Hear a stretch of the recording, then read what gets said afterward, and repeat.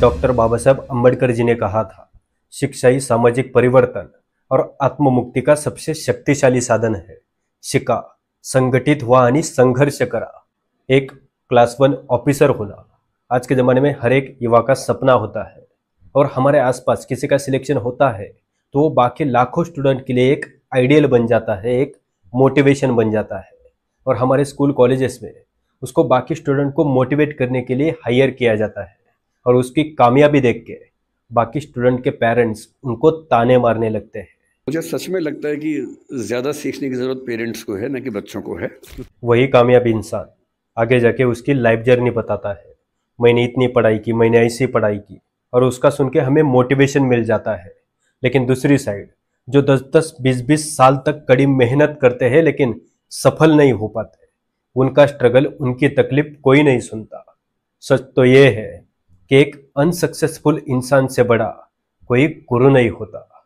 लोगों को प्रोसेस नहीं, रिजल्ट दिखता है. 2023 में यूपीएससी द्वारा ली गई एग्जाम में 200 सीटों के लिए 13,35,697 एप्लीकेशन आए थे.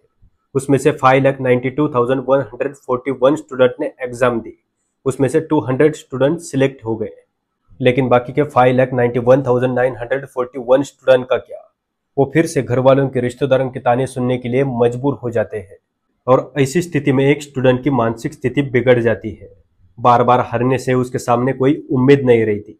ऐसी स्थिति में एक स्टूडेंट को पेरेंट्स का सपोर्ट चाहिए.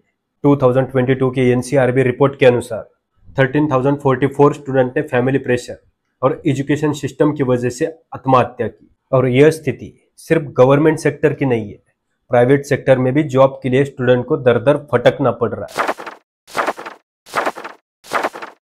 अपने बच्चे के एजुकेशन के लिए पेरेंट्स इतना खर्चा करते हैं. कोई टैक्सी चला के अपने बच्चे को पढ़ाता है, तो कोई खेती करके, तो कोई हमाली करके. हर एक पेरेंट्स को लगता है कि हमारा बच्चा एक अच्छे स्कूल में, एक अच्छे कॉलेज में पढ़े और एक कामयाब इंसान बने.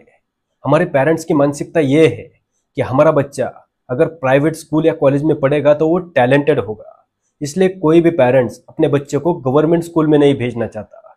हर एक को लगता है कि हमारा बच्चा प्राइवेट स्कूल में पढ़े. इसकी वजह से गवर्नमेंट स्कूल या कॉलेज की संख्या दिन ब दिन घटती जा रही है. पिछले 10 साल में इंडिया में 89,441 गवर्नमेंट स्कूल बंद हुए.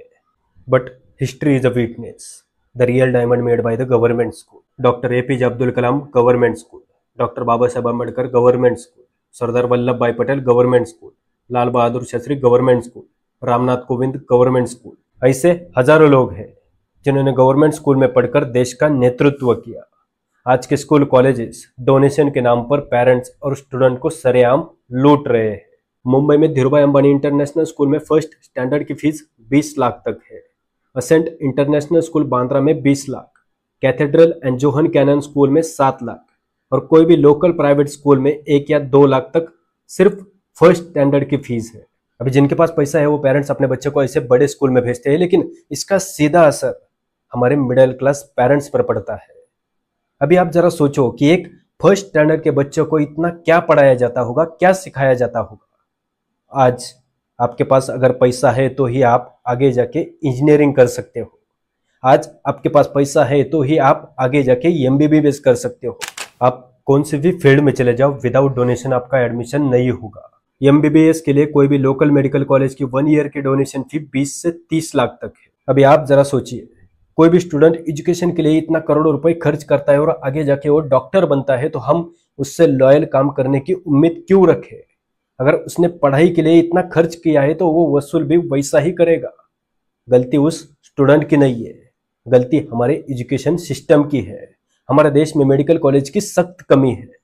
इंडिया में ऑल ओवर 706 मेडिकल कॉलेज है. उसमें से गवर्नमेंट कॉलेज 386 और प्राइवेट कॉलेज 320. और इन कॉलेज में कुल मिला के 1,09,145 एमबीबीएस सीटें हैं. 2023 में 20,87,449 स्टूडेंट ने एप्लीकेशन किया था. उसमें से 20,36,316 स्टूडेंट ने एग्जाम दी और 11,45,976 स्टूडेंट पास हुए. अगर एवरेज देखें तो हर साल 12 lakh student NEET exam pass होते हैं. और कॉलेजेस और सीटों की कमी के कारण उसमें से सिर्फ 1,09,145 स्टूडेंट को ही सीटें मिलती है. तो पर ईयर 10 लाख स्टूडेंट का क्या? नीट जो कॉलेज में सीटों के लिए सबसे बड़ी एग्जाम कंडक्ट की जाती है सीबीएसई द्वारा। जुलाई 2024 में स्टूडेंट से 30-30 लाख रुपए लेकर पेपर लीक हुए। जब नेताओं को वोट चाहिए तो पोलिंग बूथ आपके घर के पास आ जाते हैं। आप अपंग हो, आप बुजुर्ग हो, कोई बात नहीं, हम आपके घर पे आएंगे, हमें वोट दो। लेकिन जब बात युवाओं की शिक्षा की आती है, पढ़ाई की आती है, तब एसएससी जैसे एग्जाम के सेंटर 800-800 किलोमीटर दूर दिए जाते हैं। कोई सरकारी मदद नहीं, पहुंचना है तो पहुंचो, एग्जाम देना है तो दो। ऐसा तैसा करके आप पहुंच भी जाते हो तो एग्जाम ठीक से होगी भी, ये भी कोई गारंटी नहीं है। कहाँ पे सर्वर इश्यू, कहाँ पे बायोमेट्रिक फेल, कहाँ पे एग्जाम ही कैंसल। और इस गिरे हुए सिस्टम के खिलाफ किसी ने आवाज उठाई, किसी ने प्रोटेस्ट किया तो लाठियां पड़ेगी, जेल में जाना पड़ेगा। आप वोट दो, आप जनता, मगर आप प्रश्न पूछोगे तो आप देशद्रोही। वैसे भी अब ये पेपर लीक हो जाना हमारे देश में एक आम बात बन चुकी है। कभी एचएससी के पेपर लीक हो जाते तो कभी एसएससी के पेपर लीक हो जाते तो कभी नीट के। लेकिन इसका सीधा असर हमारे मिडिल क्लास स्टूडेंट पे पड़ता है। वो दिन रात एक करते ही इस एग्जाम को क्रैक करने में, और दूसरी साइड 30-30 लाख रुपए लेकर पेपर लीक हो जाते हैं। और यह स्थिति सिर्फ मेडिकल कॉलेज की नहीं है, इंजीनियरिंग का भी वही हाल है। स्टूडेंट और पेरेंट्स आज इस मुसीबत में फंसे हैं कि करे तो क्या करे। एक अच्छे कॉलेज में एडमिशन लेना है तो डोनेशन फीस सुन के पसीना आता है। यूपीएससी एमपीएससी करना है तो सीटें कास्ट की कैटेगरी में बटे हुए हैं।